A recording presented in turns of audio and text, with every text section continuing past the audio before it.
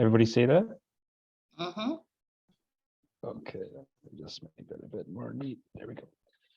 So, or good, whatever part of the world you're at, good morning, good afternoon, good evening. My name is Zain Sharif, and I'm going to be delivering this talk with Dr. Ekeruo. And we're going to talk about CRT LV lead placement. So this talk will focus on the how, not really why we do CRT, but just a few quick slides on why we do CRT. So I practice in the Republic of Ireland, and there is more of a European slant in my practice, even though I did train in the United States. So briefly, recommendations for CRT in patients in sinus rhythm, in those who have left bundle branch block, QRS morphology. CRT is recommended in symptomatic patients with heart failure and sinus rhythm when the LVEF, LV ejection fraction, is below or equal to 35%. QRS duration is more than or equal to 150 milliseconds, and a left bundle branch block QRS morphology despite best medical therapy in order to improve symptoms and reduce morbidity and mortality, and that's a class 1 indication in the European guidelines. If the QRS is between 130 and 150 milliseconds, despite medical therapy, that depends usually, and the duration of medical therapy depends on if it's after a heart attack or not. If it's outside the context of a heart attack, usually 3 months is the amount of time we give. Now, if the QRS is 130 to 150, it becomes a 2A indication, so should be considered. And if you don't have a left bundle branch block, if you've symptoms in heart failure and an LVEF is below or equal to 35%, and your QRS is greater than or equal to 150 with non-left bundle branch block, it should also be considered. So those are the most concrete indications for implanting a CRT in sinus rhythm. So back into the how, this is a case that I had during the week, and I just thought I'd throw it up. Sorry about that. So this is a gentleman with a single chamber pacemaker, and he developed what we thought was a pacing induced cardiomyopathy, where he was pacing 100% of the time from his pacemaker, and his heart function was declining, we felt, as a result. He possibly had some amyloid overlap. No underlying rhythm, so we brought him to the lab for an upgrade. His life expectancy was bordering on his own preference was to avoid a defibrillator component of the CRT, and also when life expectancy is questionable over greater than a year, a CRT-P rather than a CRT-D was a better choice for this gentleman. And his pace QRS was about 190 milliseconds. So we're going to obviously go to the talk, and then I'll show you the end results in this case. But this is us cannulating the CS and making our plans for putting in our CS lead next. Obviously, one of the first things that you may see is that the balloon isn't fully opacifying the coronary sinus, this particularly dilated coronary sinus. And again, we're going to talk more about how we may tackle cases like this. So I'll go back to this case again after during the slide set. So planning is obviously very important. Ideally, we have a continuous ECG, defib pads on the chest if we induce a ventricular arrhythmia or if we need to pace. PSA cables and cautery if you have access on the field. Usually start with a venogram to outrule a left persistent SVC and also to guide access.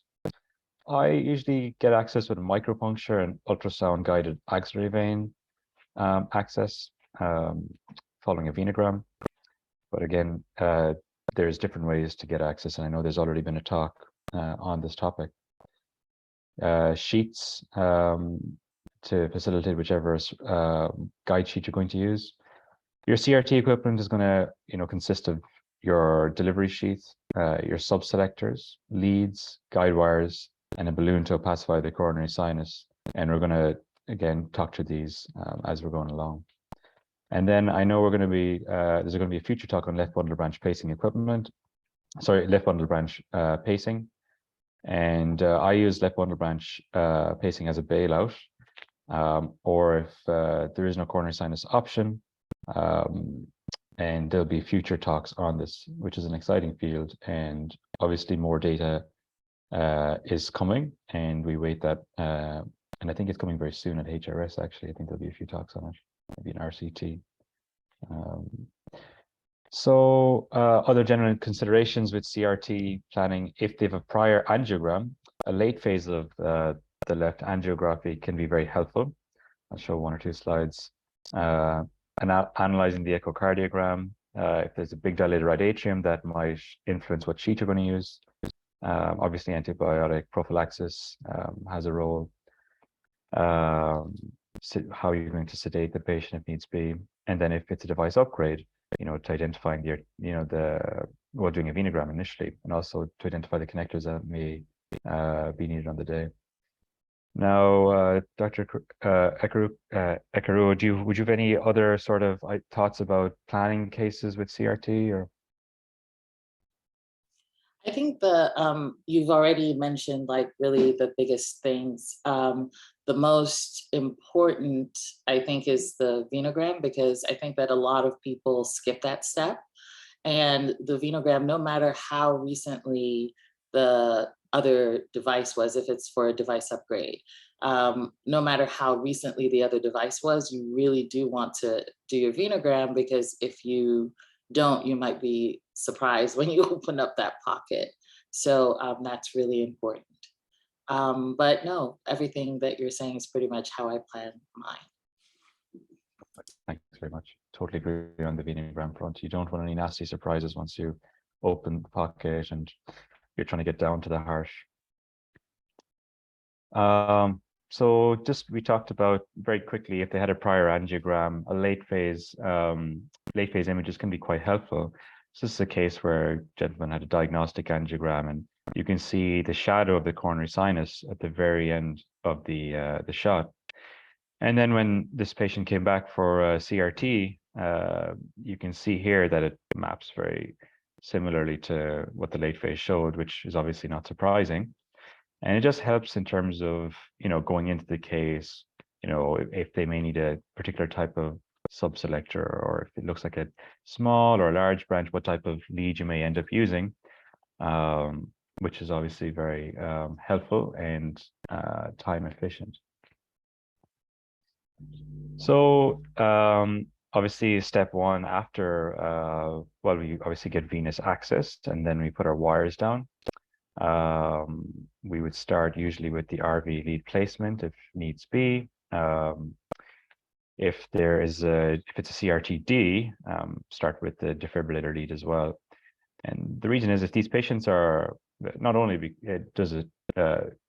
you want routine for these cases, but these patients have often quite wide left bundle branches, and if you knock the right bundle when you're trying to get into the coronary sinus, you can get complete heart block, and it becomes a much more messier case. Temporary pacing is something you want to avoid. So having the RV lead in is very helpful from the get-go. And now that we're going through fluoro shots of the heart, let's just revisit basic images and cardiac anatomy. So when we're in the heart, we obviously look in two views to help guide us where we need to be. So in LAO, we're seeing the heart head on. So the heart is essentially looking at you. The septum is looking at you. So you can see here in this alveogram. So essentially the septum is going to be, if your right ventricle is here, your septum is going to be right here in the middle. And then in RAO, you're kind of going to be looking right down the heart. So this is probably a better sort of demonstration of when we say LAO and RAO. So again, the heart is almost like an ice cream, like a reverse ice cream cone. And then in LAO, it's looking directly at you. And then RAO, you're looking kind of basal down into the apex of the heart. And that's also helpful when we're trying to see whether we've got into the coronary sinus, when we're trying to identify the different branches of the coronary sinus and guiding our lead down. In LAO, we can see if the septum is looking at us, we can see it's when we almost cross through the intraatrial septum, where we're not really crossing through it, we're actually going through the coronary sinus orifice, through the coronary sinus, and over to the lateral side of the heart. And in RAO, we can see our leads threading towards the apex, from the base, and we can almost identify the course of those coronary sinus branches a bit better as they course towards the apex. Dr. Ekeruo, would you have anything else to add there, or in terms of when we get our venogram and we're looking at the branches? Okay. No, you're doing good. Alrighty. So this is when we're looking at LAO, as we said. So this is obviously our, kind of head-on shot in LAO. At this stage, we have our, our RV lead, our atrial lead here. Our intraatrial septum is going to be here. That's where the ostium of the coronary sinus is. We've placed a delivery sheath within the coronary sinus, and we've inflated our balloon, and we've injected dye. And the dye is lighting up our coronary sinus branches. Now, it's a nice view to see, how we classify our branches when we do identify them. So we have a posterior branches down below. MCV branch is seen quite near the orifice, branching in towards the inferior portion of the heart. And as we start to go up, we have a posterior, posterolateral. So this side of the heart is lateral. Then we have obviously our lateral branches here. We go higher up, anterolateral, anterior. So the top of the heart is more anterior, and down here is posterior. And as we continue, we get to the AIV.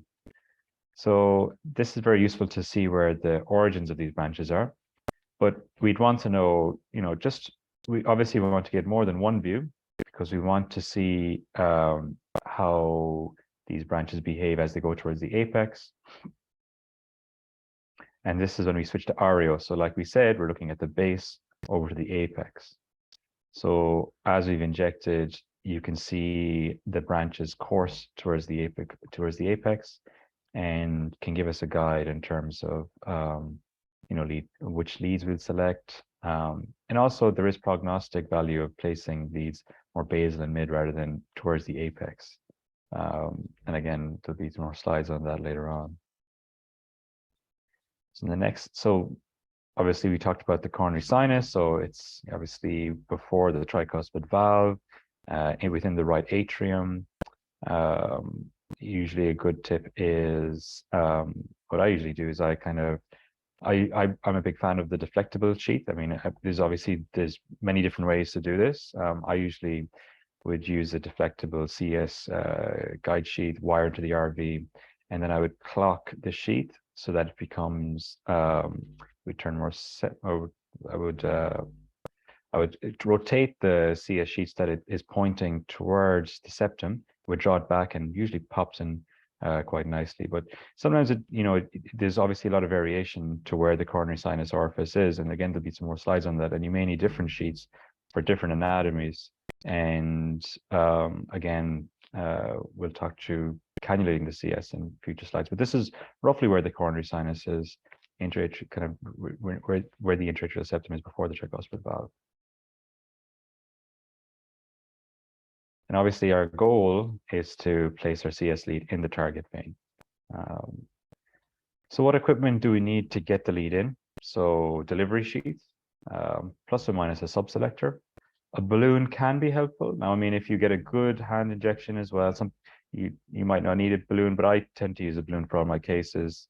Balloon does carry the potential risk for dissection, but if you're careful and if you manipulate your balloon in the right way, you can greatly minimize that risk. And what I usually do is I have my delivery sheet and pass the balloon to the tip. I usually give a bit of contrast within the delivery sheet for the balloon, and withdraw the sheet backwards over the balloon, so not pushing the balloon into a side branch. I'm not sure. Would you use something similar, Dr. Ekeruo, or would you use a different technique? That's exactly what I do. And what I try to do is put my guide wire all the way up, as far as I can. And then once I have, the only difference between, I heard that you said that you like the deflectable sheath. I usually will use the fixed shape sheath, but over an AL2. because I find that that catches that little hook at the end of the AL2 that on my last trip to Nigeria, actually 2 trips ago, Dr. Adafe told me, he was like, the amplats left. And I was like, what amplats? We're using the AL2. And he was like, that's what it stands for. I was like, oh, there you go. So, the AL2, it has that nice hook that just catches on. And, depending on how big that atrium is, sometimes I have to use, rare cases, I've used an AL3 to have enough reach to get me there. But once I do that, capture the CS off, then I put my wire over into the CS, move my delivery sheath over that and go as far in as possible. And exactly what you said, basically getting the balloon to the end of the sheath and then withdrawing the sheath over the balloon after I've puffed is a very, important step to reduce, dissection. Because yes, you can place a lead depending on how the dissection goes, but sometimes it's just, you just lose all your landmarks and it's not even worth it. Yeah, thanks for that. It's very, very insightful. My partner actually in the hospital I work in, used the AL2 as well, as his weapon of choice as well. And again, it can be very, very effective. So yeah, really quick, there's Zain. many different ways. Sorry, to do Dr. this. Dr. Sharif. What wire do you typically use for the balloon? So I had a older rep that is insistent on using like an 024 or some odd shaped wire specifically for balloons to avoid any kind of like beveling effect. Have you seen that, or do you just use an 014 wire? Or? I typically don't use a wire through it. I usually just pass it to the end, withdraw back, and pull back. I know you can, and I have once or twice, especially if there's 2 branches, like if the CS almost like bifurcates, and trying to get a balloon into one of these branches, you can. And I actually would have used an O2, I think it's an 025, I think. And that can be helpful if you've 2 kind of equally sized branches, but typically I don't wire the balloon itself. Yeah, Thank you. The balloon is an 025 that can go through it most of the time. Yeah, but it has a role sometimes. Okay, so that should actually read CS leads and then guide wire. So yeah, many different sheets. This obviously doesn't encompass all of them, but the main message of this slide is that there's different options. As Dr. Ekeruo said, they can be like, for example, the AL2 and the AL3 for more of a reach. There can be the specific right-sided sheets as well. This is typically what I would use in attained effectable, but again, it's just sometimes it's what folks are used to and have had experience with. So at this stage, we would have, got our wire into the CS, or we have our sheet into the CS, and then we wire up and get our sheet into the coronary sinus. We pass if you choose to do balloon venography, you've identified your branches. And then the next step is getting into the branch itself. Now, to get it, you obviously, the components of your next steps are going to be a coronary sinus lead, a wire, which you pass through the coronary sinus lead to get into the branch itself. And then you kind of, if you need it, there is an option of subselectors, which are small sheets that go through your guide sheet to help get you into these little branches as well. And there's a few different types as well, and they can be helpful depending on the angle of these branches. And then even the CS leads have different shapes, and they can conform to, if you see a large coronary sinus branch, if you see like sort of an intermediate, or if you have a small coronary sinus branch, it can help guide what type of lead you use. Now, the different companies have different leads, but for example, they can be widely spaced to get into large branches. They can be straighter, like a straight can be very helpful. There's some of these coronary sinus leads have active fixation as well, which I found helpful in some cases, where you actually get the wire into the end of the coronary sinus branch. You thread the lead not to the very end. You don't completely wedge it, and then you can actually rotate it about 4 or 5 turns. I think the company says 5 turns, and then with a push and pull method, actually show that you can wedge the lead there, which can be very helpful. You know, that it does seem to reduce your dislodgement rate. But again, it really conforms to the anatomy that you're targeting. I don't know, Dr. Ekeruo, do you want to jump in there in terms of leads and subselectors?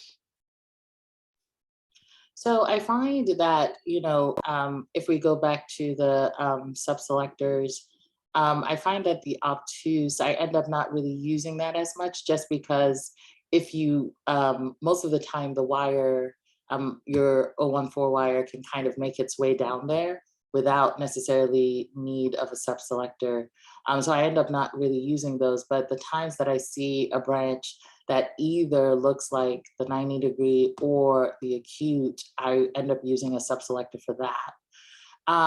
And most of the time, honestly, I actually use the 135, which is the acute, because it really, even if it's a 90-degree, that hook just helps you catch on to it so that you're able to select that branch. So that's the one that's usually my workhorse. And then sometimes I would use a 90 if the angle doesn't seem as acute.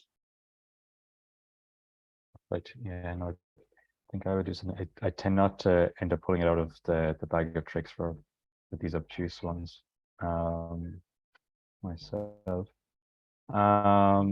Great. So there can be but this slide just points to when you're inserting a lead down your sheet, there's different tools to allow you to insert it more smoothly. These leads have evolved over time.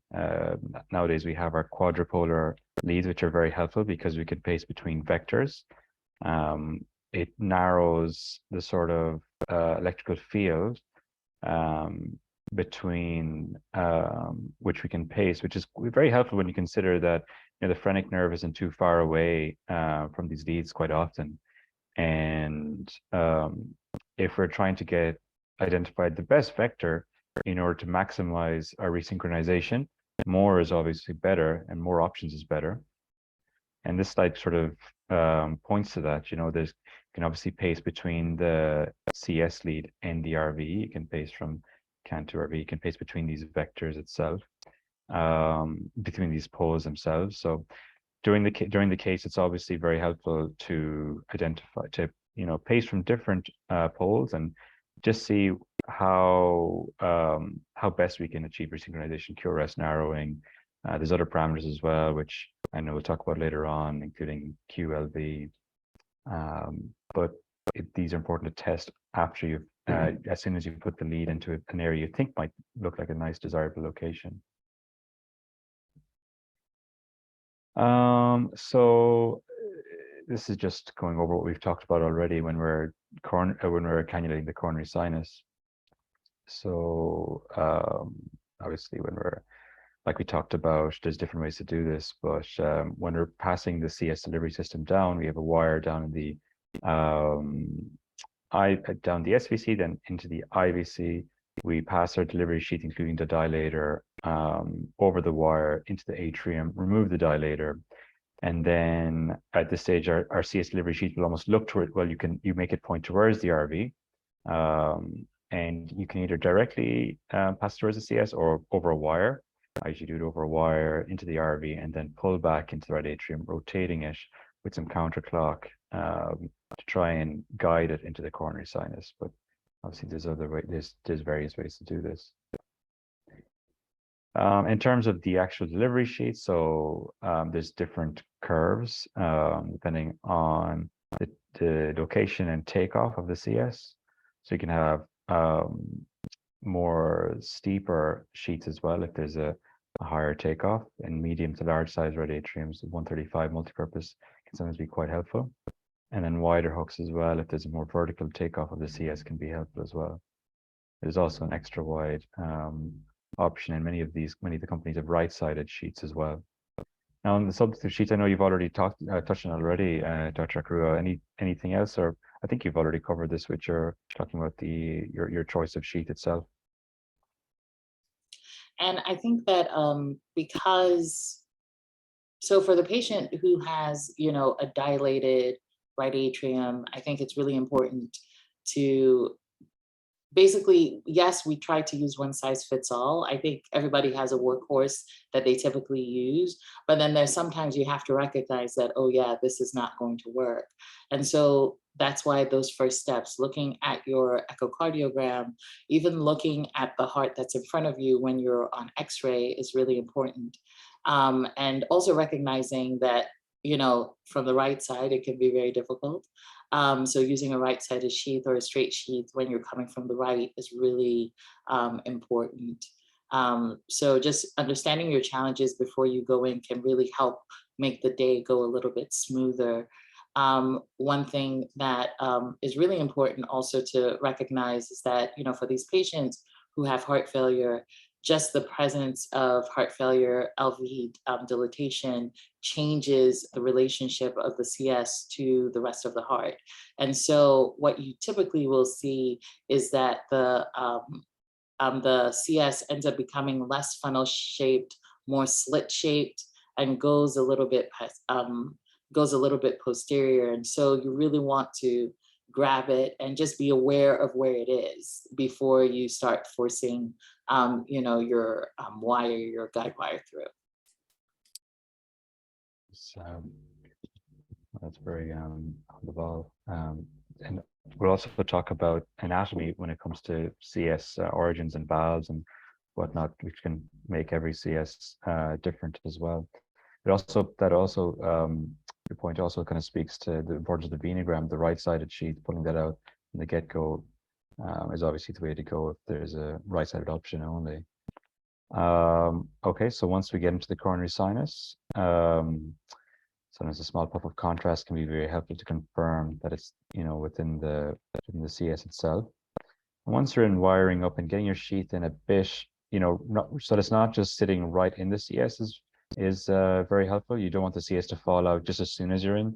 It's one of the most painful things that can happen to a cardiologist, electrophysiologist. So how would we maybe know that we're in the coronary sinus, not the RVOT?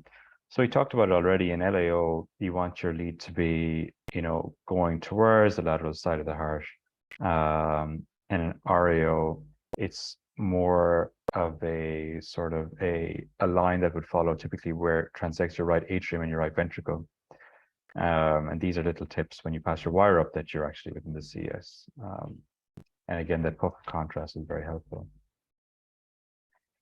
So then with the venogram, we kind of talked to this already. We passed our balloon up to the tip of the sheath, then draw back the delivery sheath over the balloon tip and inflate the balloon itself, and then inject our contrast, saving the cine. And this is going to be like a roadmap for us.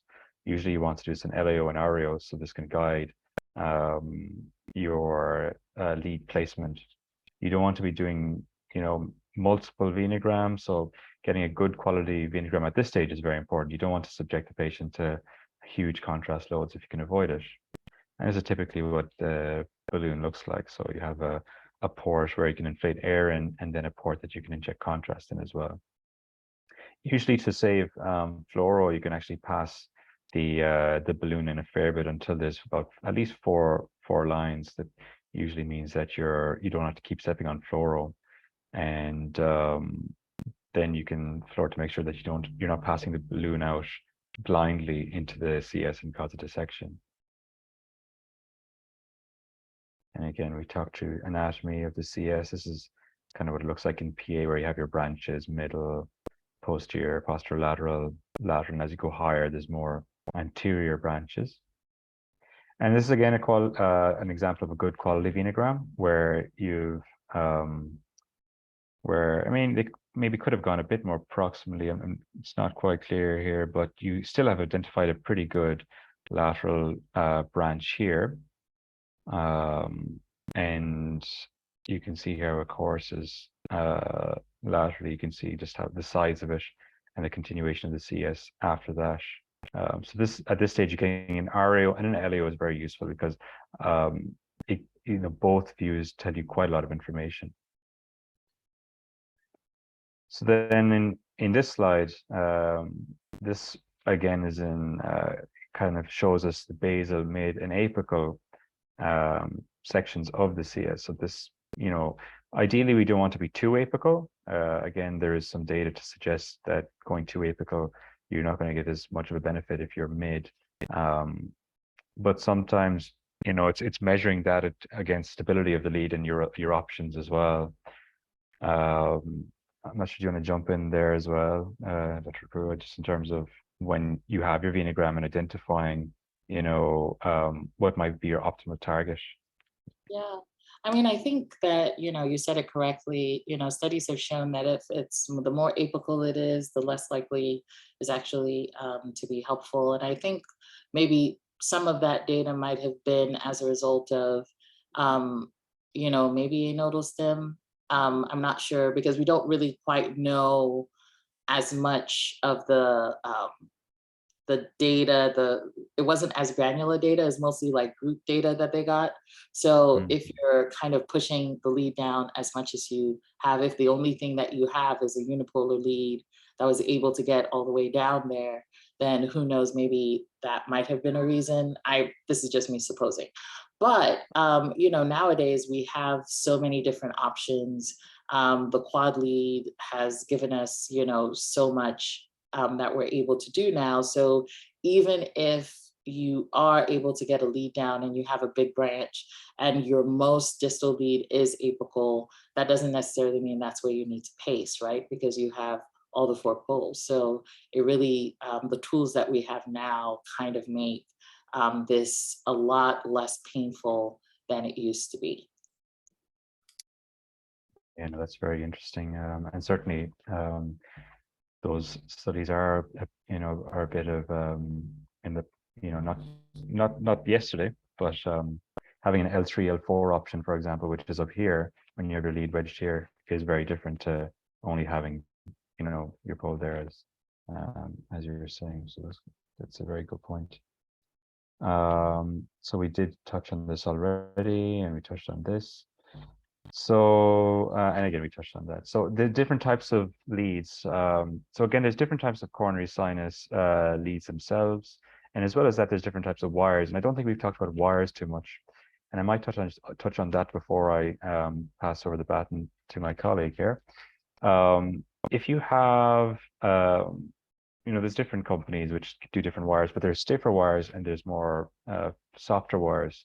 You might sometimes be in quite a curvy, like a curvy sort of branch, and you might find it difficult to get the wire down, and then your CS lead sort of to guide it over that wire towards the kind of into a good stable position. Sometimes having a stiffer wire can be helpful in those regards. Sometimes actually getting a subselector in behind you and giving a bit more support can be very helpful. But sometimes a stiffer wire can sometimes open up the wire itself, open up the branch itself, and allow you to thread your lead down in a bit more of a controlled fashion. Now that's obviously weighed up against the risk of dissection because these stiffer wires can be a bit more aggressive. But for example, using a wire like a mailman may sometimes help open up options for you where a whisper might not be doing the job. So having a knowledge of the different wires is very, very important, as well as having an idea of the actual CS leads themselves. So things like wider spacing might be better for long vessels that accommodate the large S-curve and all its electrodes. Narrow spacing might be an option for smaller, more basal veins. And then there's options like a double bend for example, medium-sized vessels. And then in Medtronics, they have, for example, and I know we're not fixing, this is just one company and all the different, this slide here is pointing towards one company, but there's all the different companies. It's worth knowing about the leads from every single company to know your full armature when you're going into these cases. And they just make you a better implanter as well by using different companies. So the larger vessels having like a larger S shape, whereas the smaller vessels having like a straight, or even the stability quad, like we talked about earlier, where you can actually do an active fixation. And with that, I might jump off, if that's okay, guys, and hand over perfect. Perfect. Thank you, Dr. Sharif. I appreciate it. That was fantastic. No problem at all. Thanks for having me. And then, Dr. Ekeruo, you have a copy of the slides, or do you have your own slides just before we pass on the baton here? You're muted. Sorry.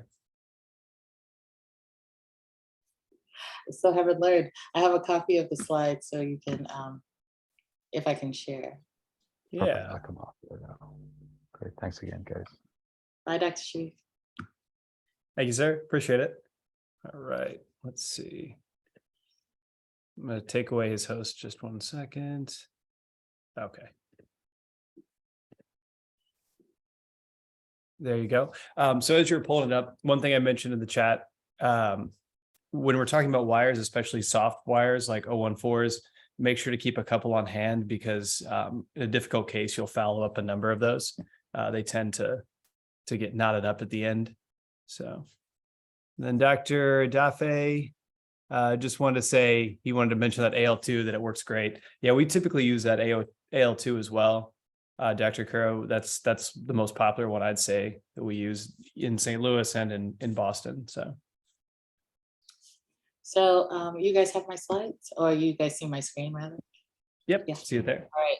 So we basically already talked about, the different types of leads that are available, and also just kind of recognizing, and this of course comes with practice, recognizing the different kind of veins you have, and what's would be necessary. So sometimes you have a choice of 2 different kinds of veins, that are really, sometimes you're spoiled for choice, right? You have a really big honking vein and you're like, oh, this is great. And then you have one that's just a little bit smaller, but it's just, to the side.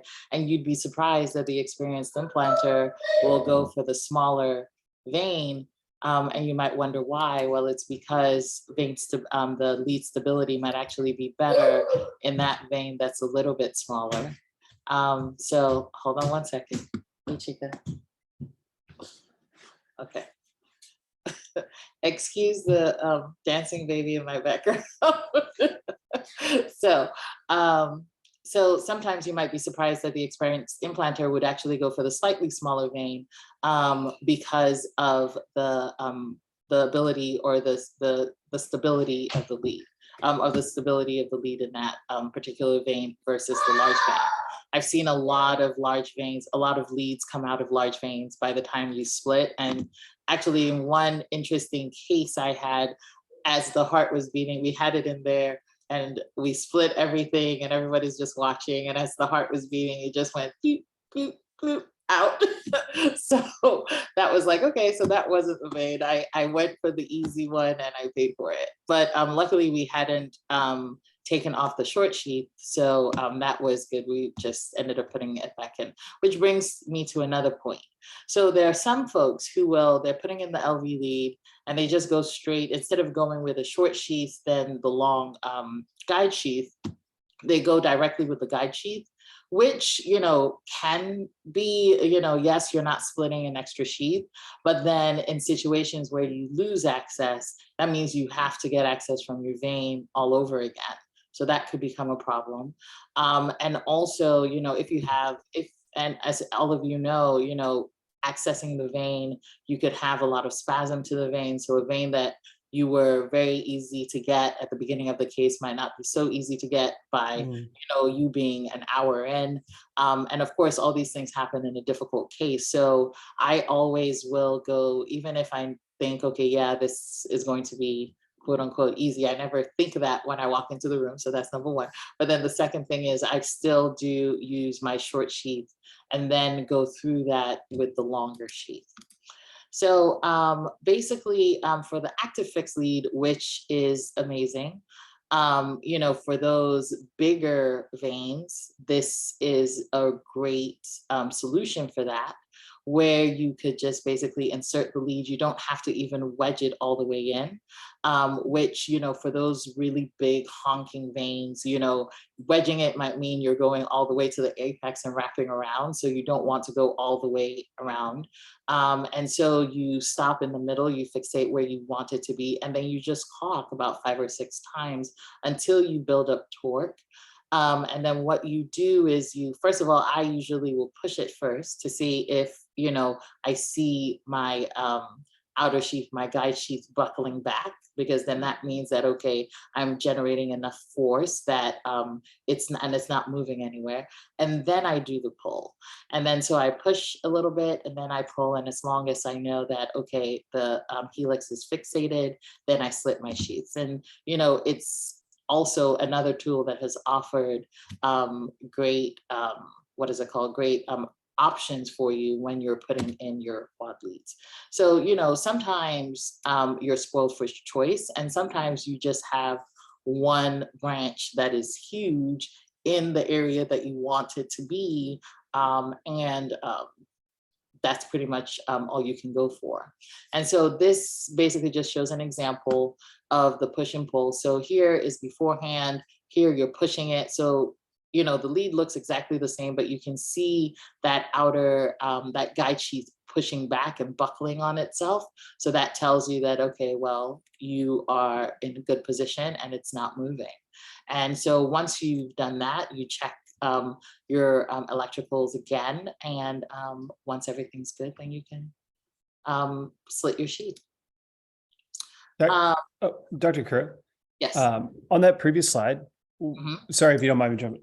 One thing I wanted to point out to the group here. So you see they have an extra that I assume that wires in the main sheath, correct? So Yes. so here they've used like a buddy wire, which can really help you with stability and retaining access to the CS if things push back.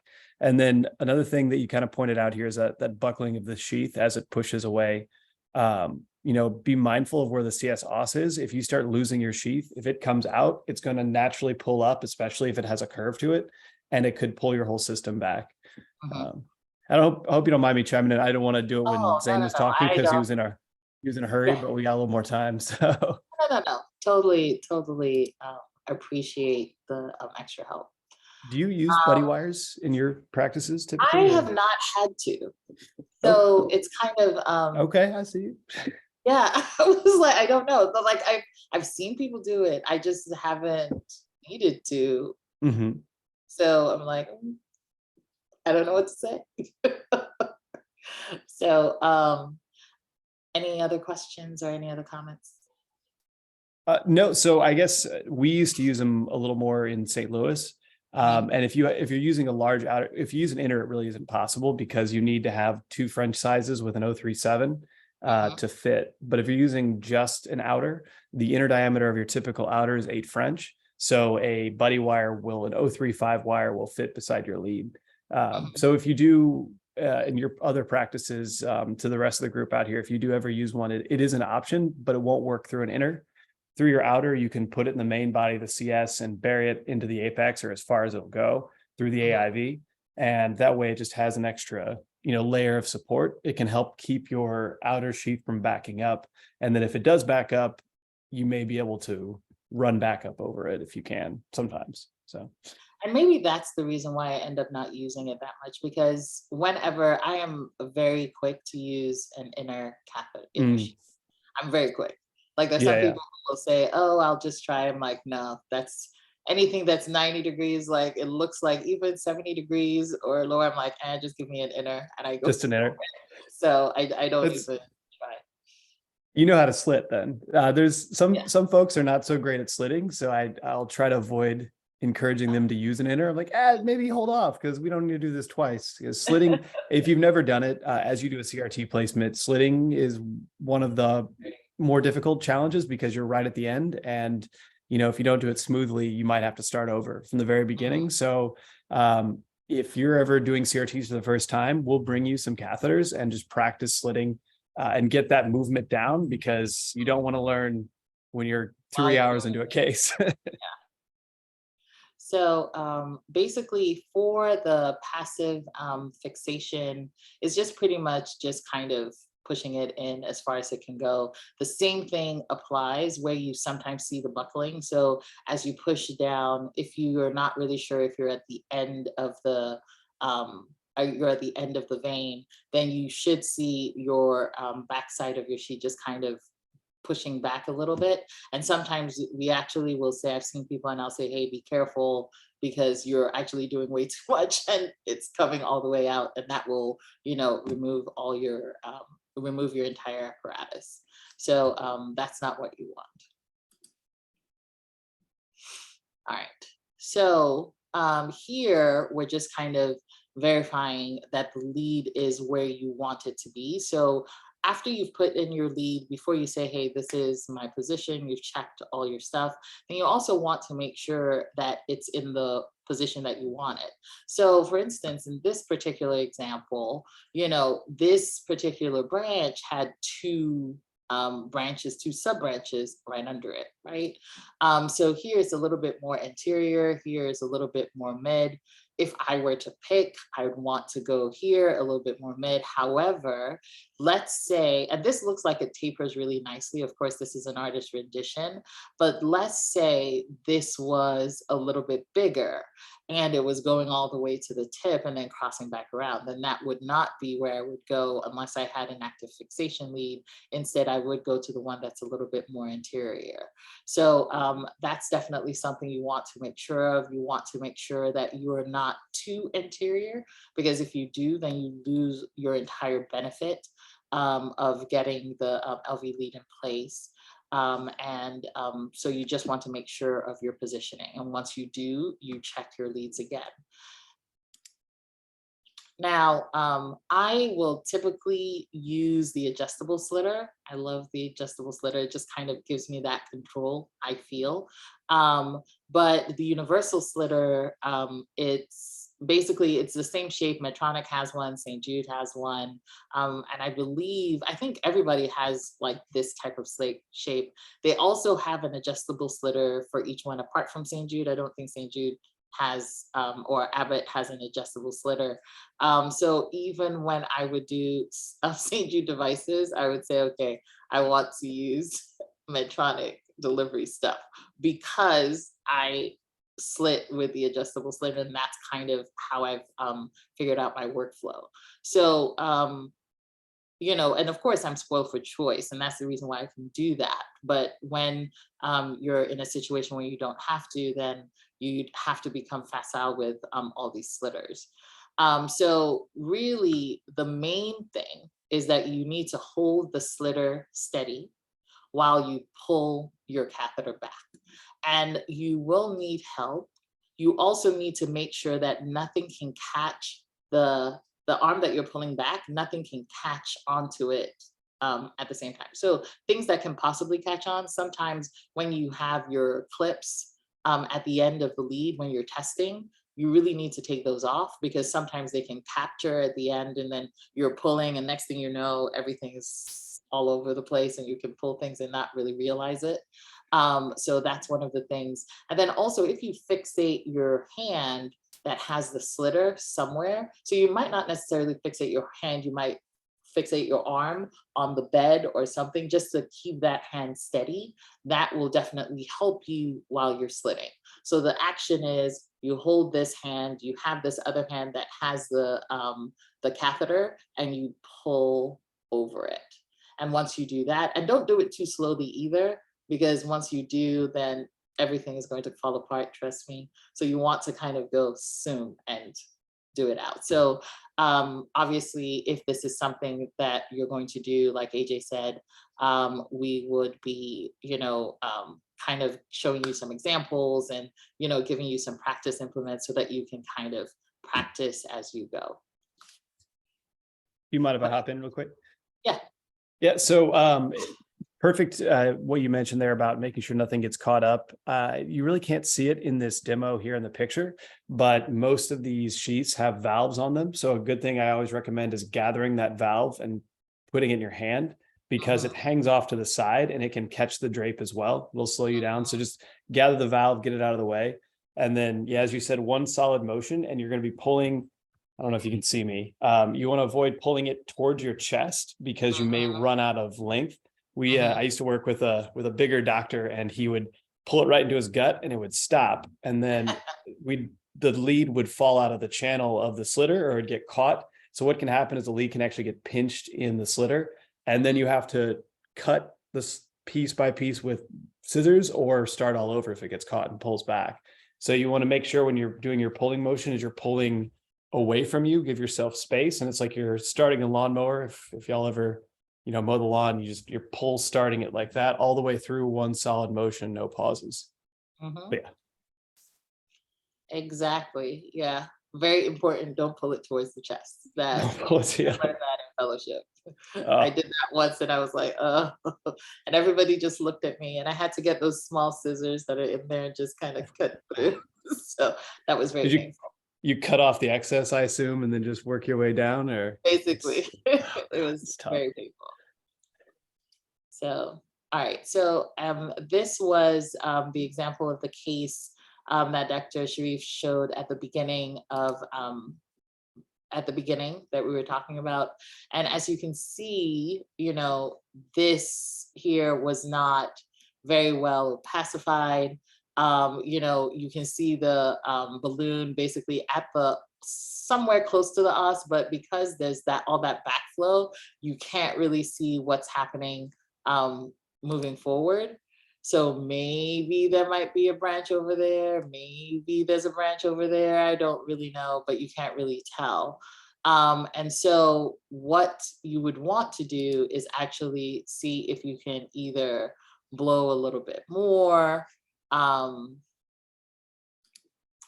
In any case, for this particularly, they ended up, they couldn't opacify the CS fully, but what they ended up doing was just kind of going all the way to the end. And luckily they found a branch that ended up going laterally at the end.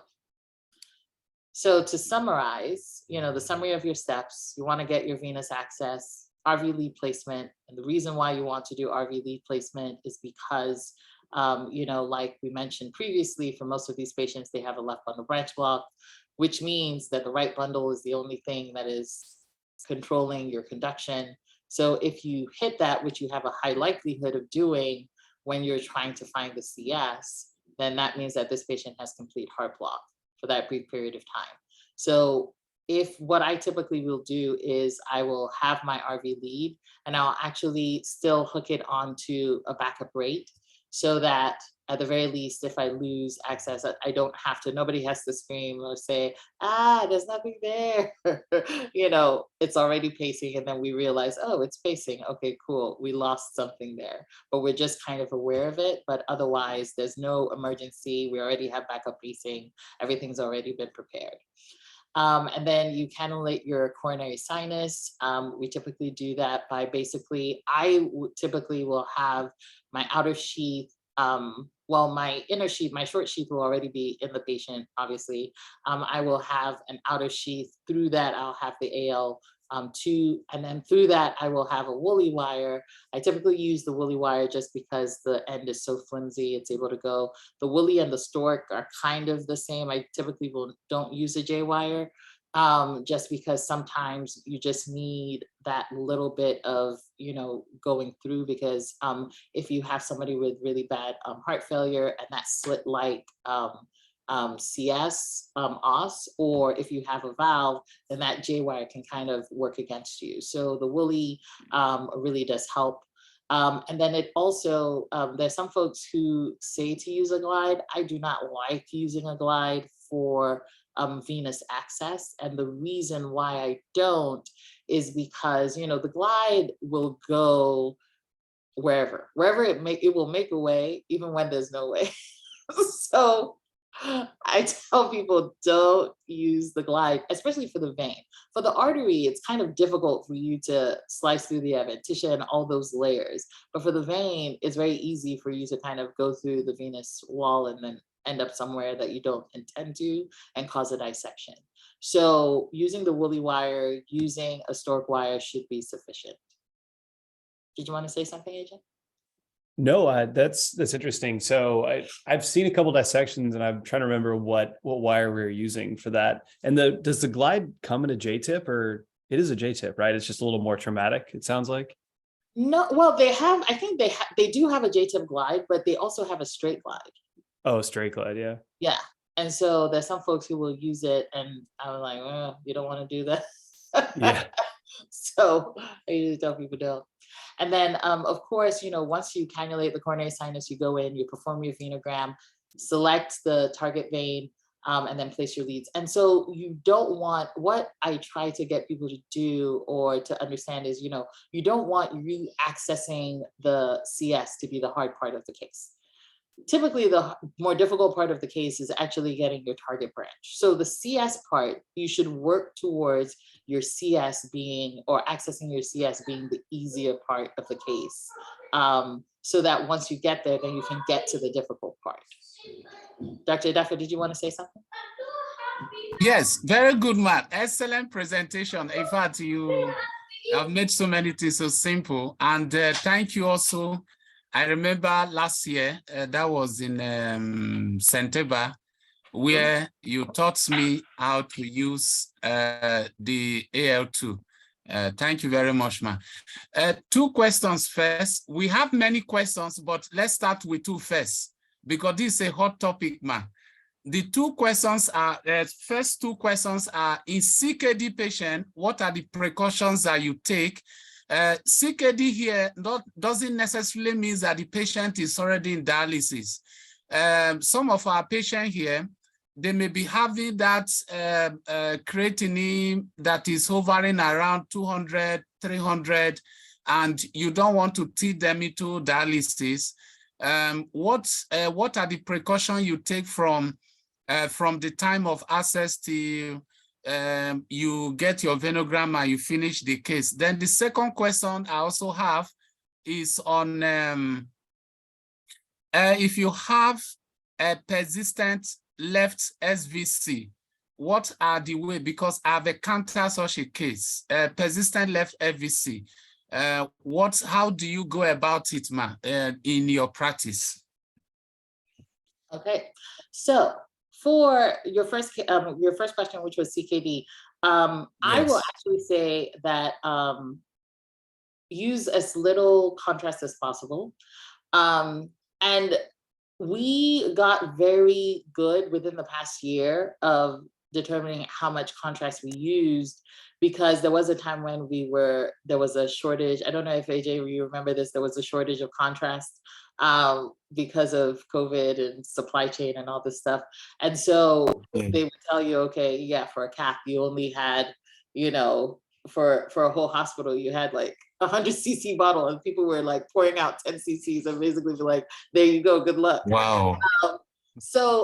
But basically what that ended up teaching you though, is that some of the strategies that we already use for the venogram, so I don't know how you guys do your venograms, but basically doing the full contrast and then following that with a 20 cc push can actually give you such a good picture. So much so that now, for mine, I said, okay, how much can we push this? Can we do 3 cc's and then follow it with a 20 cc push? What does that do? And it does exactly the same thing.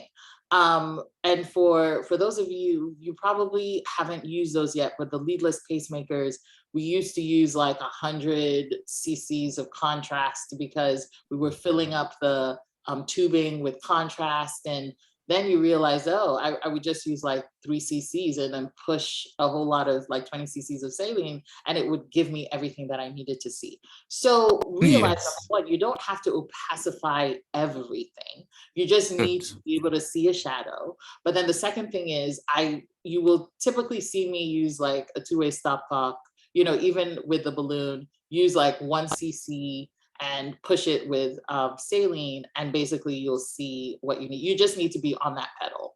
So whoever is, position yourself well, make that 1 shot count. That would be number 1. The second thing is, sometimes if we're really worried about contrast, okay, the main place that you will need contrast is for the CS. So sometimes even for my access, I won't use contrast for that, for a venogram.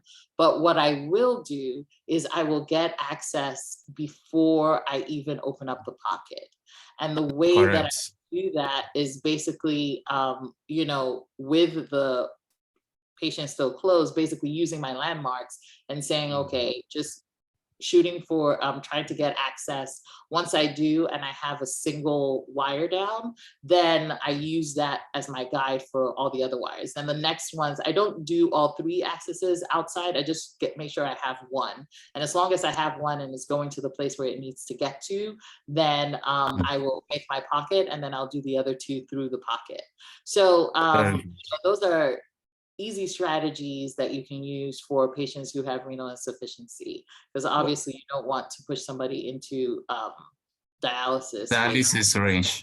with your so in a typical case, I mean, it's a rare case that I use up to 10 cc's of contrast these days. So that's number one. Now for your persistent left SVC. While we're on that subject, sorry, I don't know, we talked about it last week, so I don't know if the group remembers, but do you ever use EP catheters? Because sometimes an EP catheter can also be a way to determine if you're in the CS without ever having to step on fluoro to try to navigate sometimes as well. Do you like a CSL? I don't. And the reason why I don't is because the EP catheter is expensive.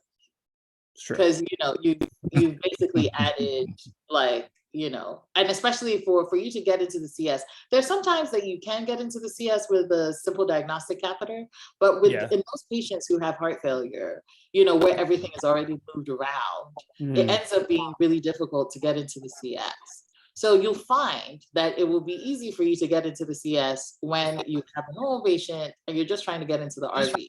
Then all of a sudden it's like, why do I keep on getting into the CS? That never happens with a patient that you actually want to go into the CS. And that's because those patients usually have a smaller CS os, their left atrium is bigger. There's all these things that will limit your access. So that's the reason why. And yes, it probably would be easier to do it with a CS with a EP catheter, but the EP catheters that are adjustable that will reliably get you there are also more than $1,000. Yeah, that's fair. I think the ones I always see is like the CSL, which I think those aren't too bad, but to your point, they're not cheap. It's not as cheap as a wire by any means. Yes, for sure. Okay.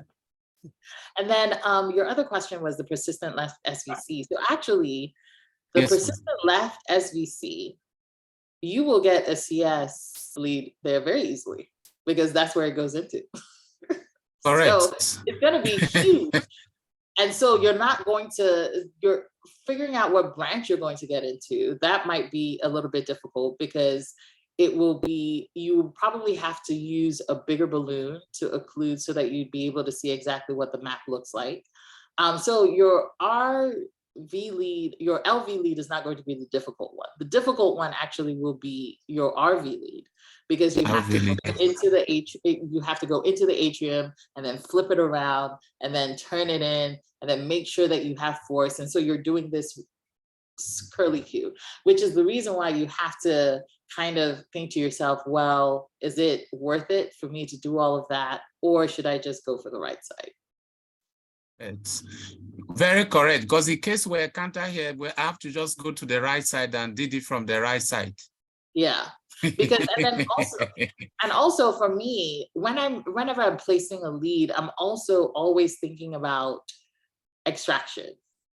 So when you put something into a persistent left SVC, extracting it is going to be, I mean, not that we're all hoping for extraction, but you never know. And then if you have to extract it, that will be a mother to do. And so those are the things that I'm thinking about. So usually, like, if I have no choice, like I have a patient now who, whenever she needs a pacemaker, that's going to be her only choice, is her persistent left SVC, because she actually doesn't have a right-sided SVC. Is right-sided is like, it basically goes into the azygos and then comes back down. So she really doesn't have one. So for her, if she's going to get a pacer, either she's going to have to get a leadless pacemaker or she'll have to get it through, her persistent left. So there are patients that are like that you have no choice, but otherwise I would go to the right. Great, thank you very much, man. Then again, I keep thanking you for what you did teaching me on how to use the AL2 wire. Sorry, AL2 diagnostic catheter. And over this time, Yes. So we have also learned how to use the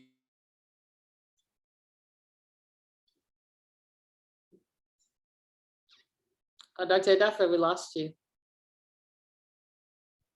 Oh, can you hear me now, ma? Okay, I can hear you now. You said you also learned how to use? Yes, the JR that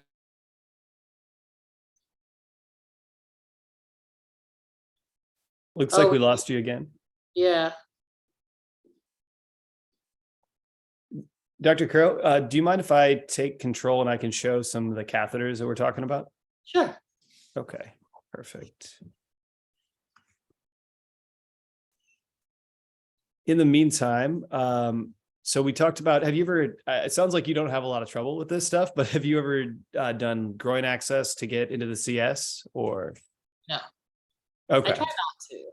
I feel like Because and the reason why is because, you know, like I'm fanatical about infections Mhm. and I do not want there to be an infection in the lead. So I try not to mix the two. There are some cases where we've had to go groin and, you know, but that's mostly for patients. I had a couple of cases recently where the patients had occlusions, venous occlusions. And so the only way that we could open up the groin was open up the venous occlusion was by going through the groin. So, and we did this really cool thing that they're going to present at some CRT somewhere somehow. So once they get all the slides together, I'll show you guys. It was really cool. But there was basically a way where we were able to get access proximally. They put it in a balloon and then they pulled the wire down. So it's cool. It's really cool. They call it, he calls it Dr. Arain, who's a interventional cardiologist with us. He calls it the harpoon technique. So I think they're going to present it at some interventional conference, but they haven't gotten the slides together. Once they do, I'll definitely come back here and show it to you guys, but it's really cool. But that's the only time that I have actually done that. The rest of the times I try not to mix the groin and the heart, even though technically it shouldn't, everything should be clean, but there's just something about the groin, chest, don't want to do it. I get it. It's not the cleanest area too for all of our patients. So yeah, so have you done a snare before? Like, so we've done snare techniques. You have? Those are always interesting. So I don't know, I'm sure that, Dr. Dafe's back. Yeah, I'm back. Sorry, it's my network. So I was saying, I was saying that we have also learned how to use the GR diagnostic catheter, and also the Lima. So we can start a case with the Lima to get the coronary sinus. If we try like 1 to 2 minutes, if it's not working, we change over to either a JR or we just move straight to the AL2, and the results has been very fantastic. So that makes it more expensive? No, it's not. So why not just the go same for price? The AL2? Why are you making yourself suffer? Because I can bet you this, you will get it 100% of the time with the AL2. Yes, you are correct. I have never seen somebody say, you know what, I didn't get it with the AL2, let me try with the JR. Yes, it's from JR before you move to AL2. AL2 is the final arbiter. Don't use it as the final, use it as the first, man. You're wasting time. Have you ever? Very good. Have you ever seen the Jackie before? Doesn't the Jackie kind of look like the AL2? No, the Jackie's the one that, That's the Jackie right here. Yeah, that's the one that is the Jackie, okay. For the wrist, right? Yeah, it's a radial. I think it is a radial one. We actually will use it. So I prefer the L2 because you can deliver through it if you need to. The Jackie you cannot. Obviously, it's just a wire only. But sometimes if you need something a little smaller, you can use the Jackie. And one thing that we've shown here is you can telescope these catheters, so you can actually put an inner catheter like a Jackie into an inner. So then you can work your way in, get the Jackie into place, then run your inner, then run your outer. So if you have one of those problems where you almost need to dilate up or telescope your way in, you have this additional support system as well. Okay. Dr. Ijeoma, this straight coronary sinus catheter, I have not used those one. I only use the curve one. So those straight one, under what condition do you use them? I do It's see only for them. right-sided. Okay, good. So basically, for Only the for- right-sided, Yes. that's where I've used them, is mainly for the right-sided. Just because, you know, coming from the right side, you don't need as much of a bend just because of your ankle. Yeah. Correct. So I usually will use the AL2, like it'll be over an AL2. And then, you know, because if you use the others, it kind of kicks you out. So just using a straight basically delivers you where you need to be. Can you go back to the next, the slides before this? This one? Or the Medtronic ones? The slide before this one. Yeah, I think it's that one. Yeah, no, not this. Yeah, this one. This smaller one down. Under what condition do you use it? The last on the down. No, down. I have no idea. I don't know. This last one. I can't see. Sorry. They are smaller. They are not as bulky. They are smaller. And they look as if they are almost the size of the inner slit. If you are going to slit twice, this smaller one down, yeah. This last one down, yes. That one here. Yes. That looks like a right to me. What do you think? Yeah, that one looks like a right. If you look at the like a right. Abbott, Okay. right. Yeah. And so I don't think I think that they just did that for style purposes. I think they're all the same size. Okay. So yeah, they're all the same size. Yeah, I don't know why they put multiple straights here that make it look like they're decrementing, but yeah, no, I agree. I think that's a right-sided. Yeah. Then I also noticed, Dr. Ijeoma, that the venous, the pillar weight sheet for St. Jude is 10.5. Yes. While for Medtronic is 9. Yes. And if you use a pillar weight sheet of 9, and you bring in St. Jude CS catheter, it will not end. You have the difficult. Yes, you have to upgrade it to 10.5. Well, you have to use an 11. So you use an 11 outer. You mean for the short sheath, right? You can use a 10 with the St. Jude. I thought that it was a 10.5 though. It's so the outer, this is I don't know why it says 9.0. I pulled this off their website. The universal is actually 10.06 outer diameter. It says in the boxes at least, but the 10.06 with tolerance, because we always used a 10.5 in St. Louis. And then when I got to Boston, they're like, no, you can use a 10, which I learned pretty quickly. Yeah, it'll fit through a 10 because of tolerance. Okay. The way they work. So it will fit, but it's still a size bigger, you know, it's obviously. So I always recommend a 10 if you don't know what you're going to use, because it's always easier than having to put a wire in, replace your short sheath, and just start with the larger one. But sorry, I interrupted. Go on. No, you're good. So I think I had some cases that I just kind of wanted to show really quickly. I can give you back control. Here. Yeah. Just 1 second. Oh, really quick. We were talking about slitting. Here's the universal Abbott. They do have a guide right here. If you see this little groove, just make sure that's lined up. If you break your hands, if your hands aren't straight on, if you kind of tilt it inward or at the wrong angle, it can catch. The newer one's going to have like a little bitty, like a little guide scoop, like that actually cups the wire farther down to keep it from dislodging. But for now, just make sure your hands are straight or you're going to have a bad time. Let me give you back control. Sorry, I'm fighting here.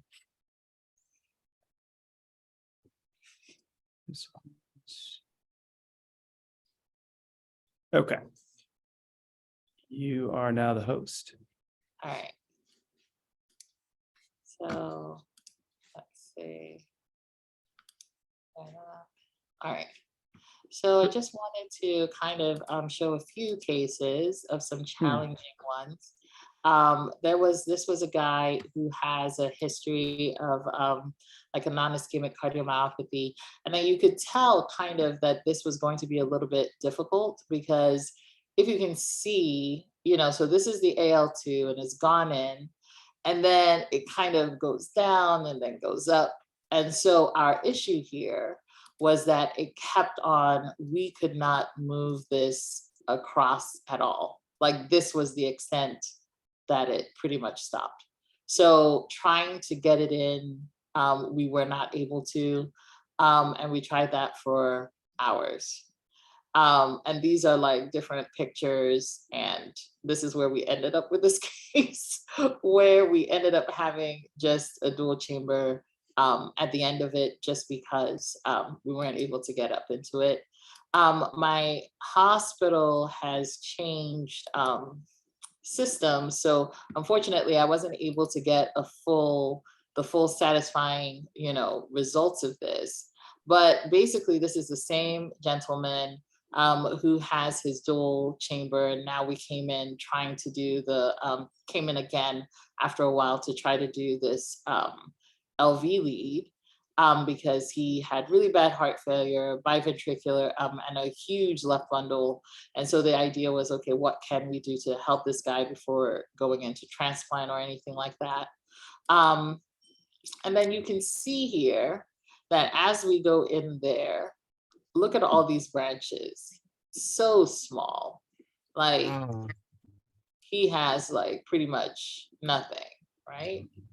So here you can see everything is anterior, he has some stuff up there, but there's this one down here, which kind of trickles into the lateral wall. And let me go here. You can kind of see it here.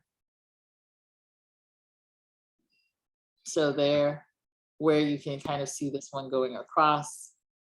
And that's pretty much where we ended up putting in the lead. But it just ended up being just such a cluster.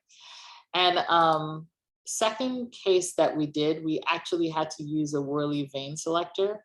So the vein selector is similar to, I think, for those of you who do interventionals and do, Dr. Deffa probably know about this, where you have your sub-selector sheaths and you have your glide sheath. Basically, it's a small sheath that you can deliver a wire through.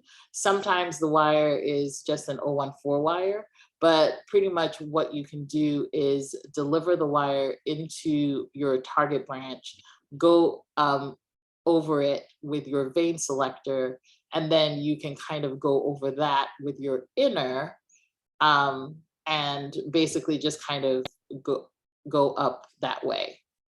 So I'll use this example in this patient who had a pacing-induced cardiomyopathy, where we were able to, you know, the best branch that you could see was this lateral branch here.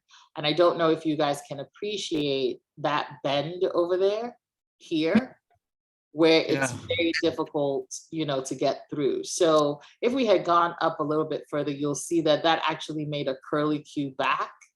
And here you have a small dissection there, but that's where the branch is, right? So we end up having to, let's see.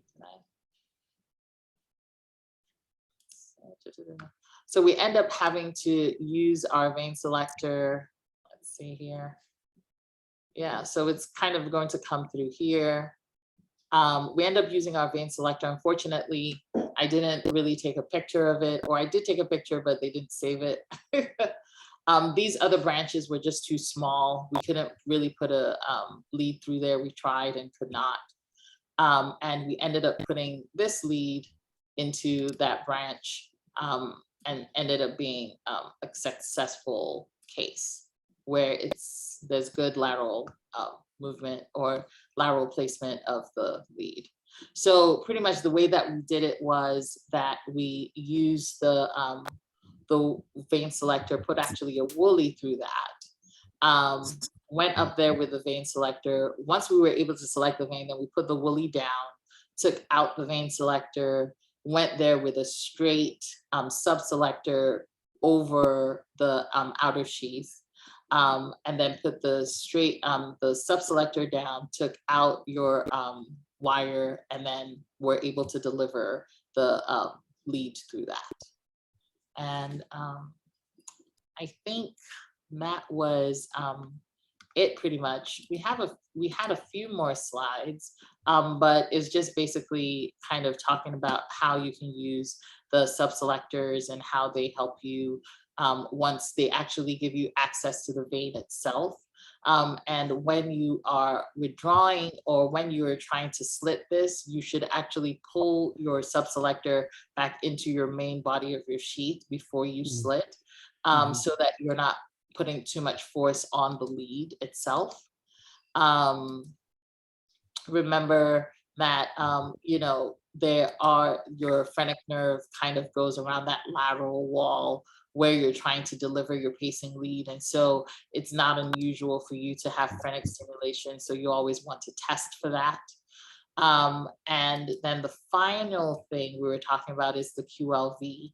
So basically, this was a method that was discovered, or it was one of the ways that you look to see what the best branch could be. I mean, obviously, people don't really do this, but when you have placed your lead, measuring the QLV, which is the measurement of the QRS to the peak on the LV EGM, if it's greater than 100 milliseconds, then it can actually show you that there is going to be a better prediction of response to biventricular pacing. So you have here two examples, you know, number one and number two.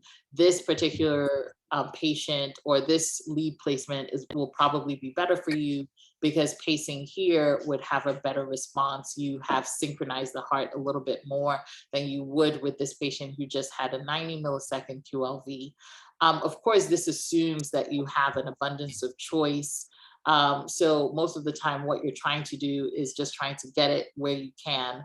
But if you do have two leads and you have the time and you're able to get into them, then maybe trying to figure out a QLV will definitely help you, particularly in those patients who have a really bad heart failure that you're trying to improve their heart function. I think it also works for selecting your cathode as well. So when you're trying to optimize later in clinic, or you know, as you're closing up us in the programming side, so there are different algorithms like AutoVec Select and Abbott. I'm sure Medtronic has an equivalent that do a surrogate of QLV, but QLV is always something you can run as well and see where's our best cathode, and then see if it's a viable threshold as well, if there's phrenic nerve stem, things like that. Yeah. So this just talks about, oh, I'm sorry. Yeah, Dr. Ekeruo, sorry, ma. Can I take you back to the first case you just showed? First case. Yeah. Not this one. This one. No, the first case when the guy with ischemic heart disease. This is a case. This is a case. Now, in this case, do you think that options like ROBB and LBB pacing, can it be an option here? Then two, surgical epicardial lead placement, can it be also an option? For example, we have the ROV lead in and also the ROA lead in, then inviting the surgeon, because of the difficulty, inviting the surgeon to place epicardial lead of, that is the LV as an epicardial lead. Can it be an option here? Oh yeah, for sure. Like that is always our last option. But the thing is, you know, placement of the LV lead is still somewhat of a, like a, you know, not a sternotomy, but basically you're doing cardiac surgery, you know, to the procedure. And so it's still major surgery. So, and in a patient who has really bad heart failure.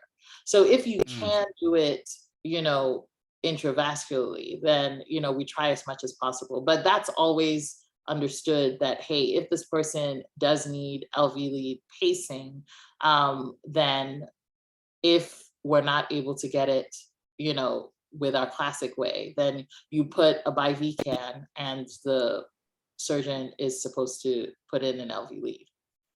Okay. So that's always a given. Then for the left bundle pacing, in this particular case, it wasn't an option because left bundle pacing wasn't a thing back then. It's interesting because left bundle pacing is not possible in everyone, right? The idea is that, you know, you're able to capture the left bundle and you're able to use that conduction system.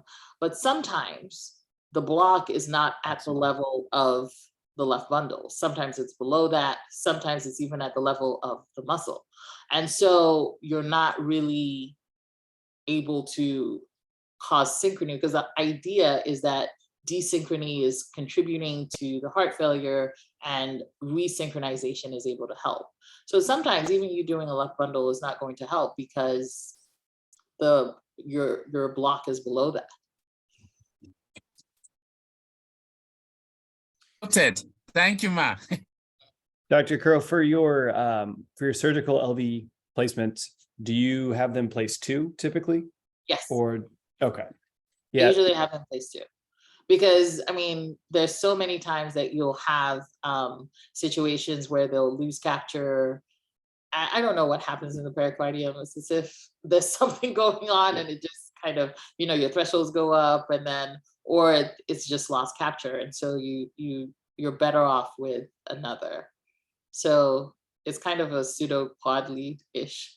Yeah, you got options. And just for everyone else's knowledge, for those bailouts, you will need a different can. So you'll need a bipolar LV can, which if you don't have a lot on hand, I will tell you, you're probably going to get more quartet cans, but we can always work to get you one if you have a planned case. So just let us know. Mm-hmm. So, yeah. So basically, oh, this is a complete distraction. It's about slitting. So if you have something else, I just had a question for you. Do you do for your slit? Do you do? Is it? I think it's the Worley method where you set up the table and you set up the table parallel or perpendicular to the patient, kind of like with their arm would be, and then slit that direction. Or what's your typical slitting angle? I guess. So, what is my typical slitting direction? I don't know if you've seen that technique where you'll actually roll a table in and they'll like stretch it all out on a table. And then you turn like towards the patient's head and slit that direction. I don't know if you've ever done that. Well, what I do is, okay, let's say the patient is in front of me. We're doing all the things, patient is in front of me right here.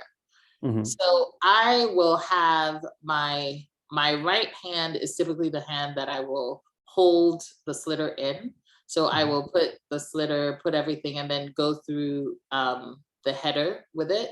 And then with my left hand, I pull back.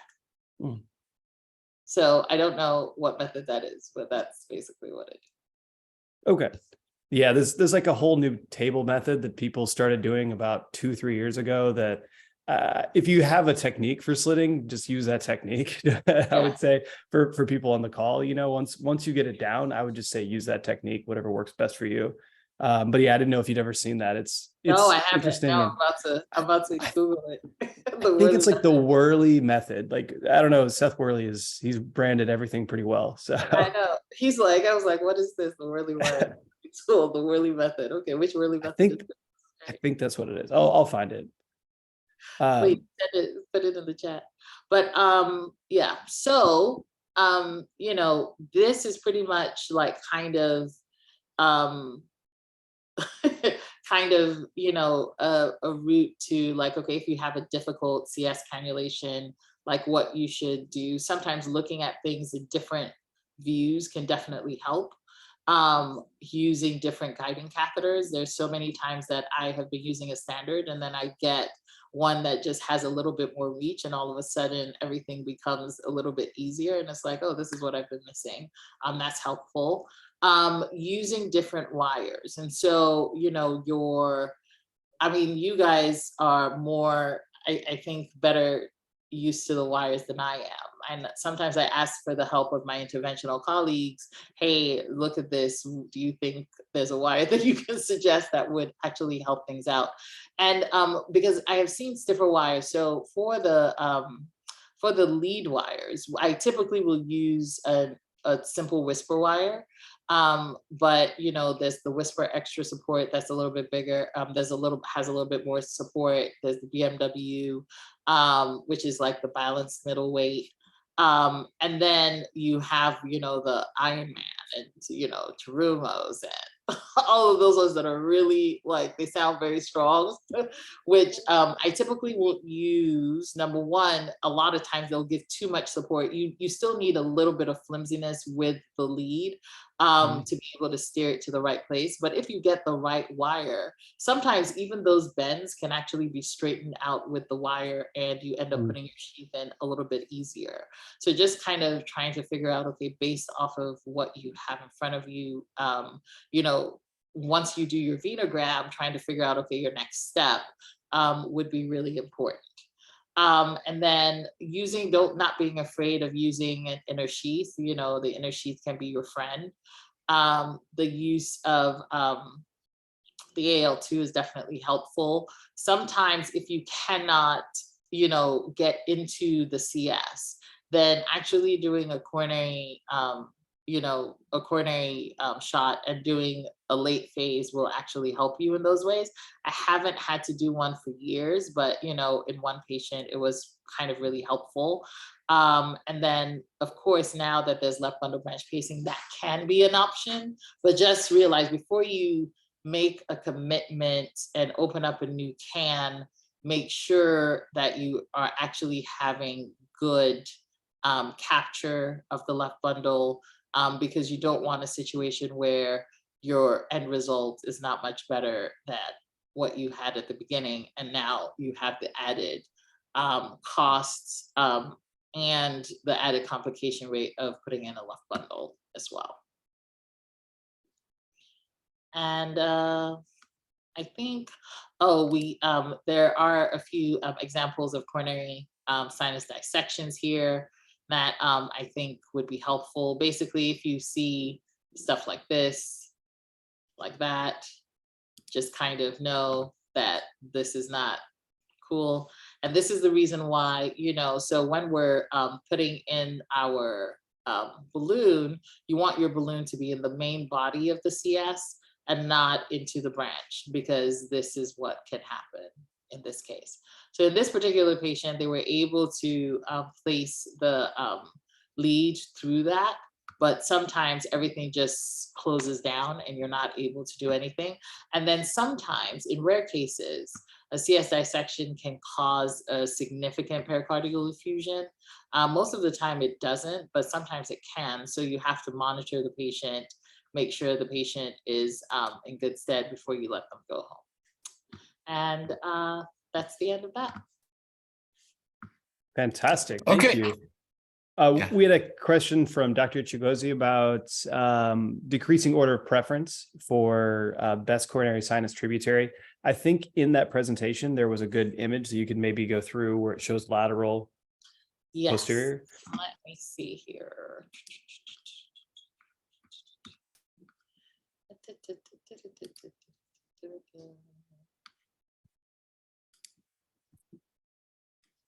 All right.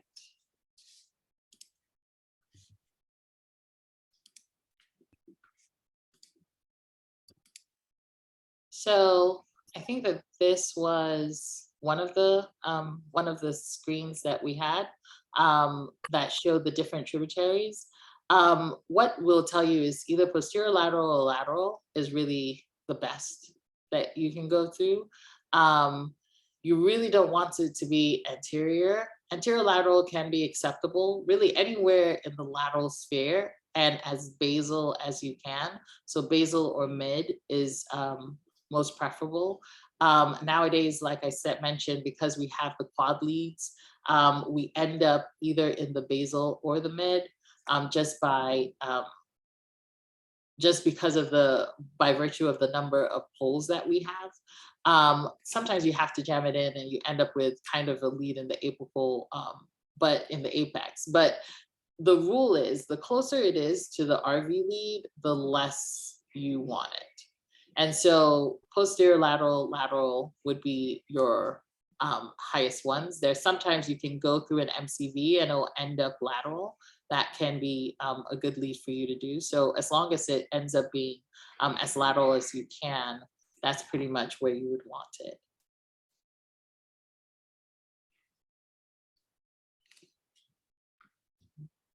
Any other questions?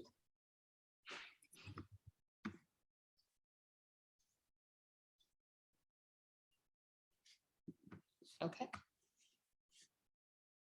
Well, fantastic. If there are more questions, please post them into our larger group and we can make sure to answer them and address them on future calls. But really, really appreciate Dr. Sharif. And then obviously, Dr. Ekeruo, thank you very much for taking time out of your Mother's Day to educate us on LV leads. And yeah, this is really enlightening. So we appreciate it. Thank you all. Thank you all for coming on the call. We really appreciate it. Yeah. We'll go ahead and skip our questions. We'll push that to another time. So everyone have a good rest of your weekend. Thank you, AJ. Thank you, Dr. for the Ekeruo. wonderful Thanks, discussion. Bye. Yeah. Thank you, Ma, for the great work. Thank you. Take care. Yes, ma. Happy Mother's Day. Thank you.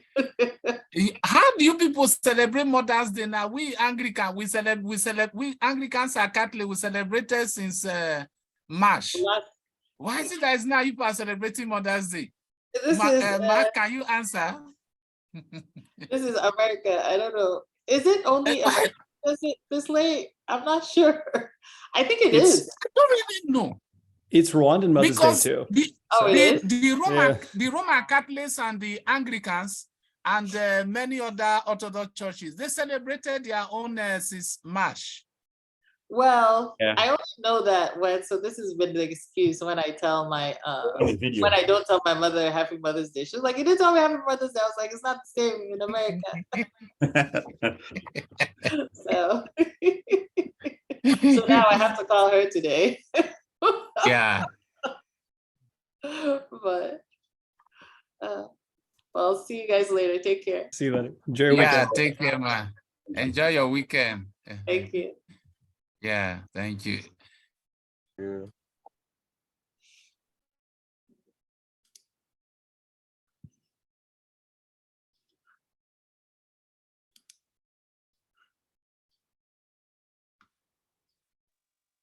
I think you have to end the call.